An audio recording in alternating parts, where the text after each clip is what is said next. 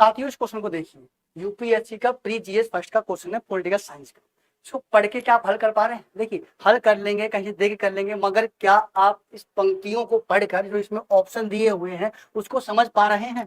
ध्यान रखिएगा, पढ़ना बड़ी बात नहीं होती, समझना बहुत बड़ी बात होती है। और एक एक पंक्ति बहुत कुछ कहती है, और इन्हीं पंक्तियों में अगर आप उलझ गए और टाइम का प्रेशर पड़ेगा तो आप सवाल गलती करके आएंगे और फिर आपको सफलता मिलेगी, तो आपको लास्ट में बुरा लगता है।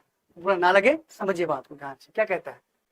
विधि और स्वाधीनता के बीच सबसे उपयुक्त संबंध को निम्नलिखित में से कौन सा प्रतिबिंबित करता है?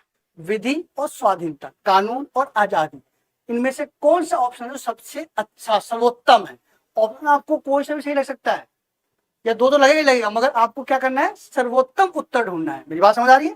देखिए पहले आप ध्यान दीजिएगा कि देखिए डी क्या कहता है, यदि विधि परिवर्तन बार बार होता है तो स्वाधीनता के लिए खतरा है।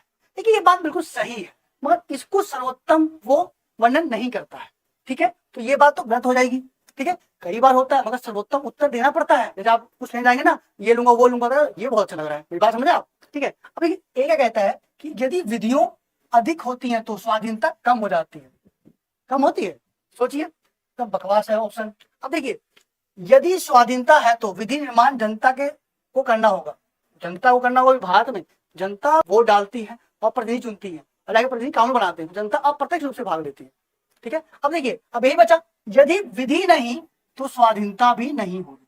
जी हाँ, यानी अगर कानून नहीं है तो आजादी भी नहीं होगी। और आपको पता होगा कि जॉन लॉक साहब ने कहा था कि कानून बनाया किस लिए गया है? कि स्वतंत्रता को समाप्त करने के लिए, नियंत्रित करने के लिए नहीं, बल्कि स्वतंत्रता को विस्तार करने के लिए। ठीक है, मगर हाँ, स्वतंत्रता को कुछ प्रतिबंध भी लगाए गए ताकि किसी और को नुकसान ना पहुंचे। आशा करता हूं मेरी बात समझ आई होगी।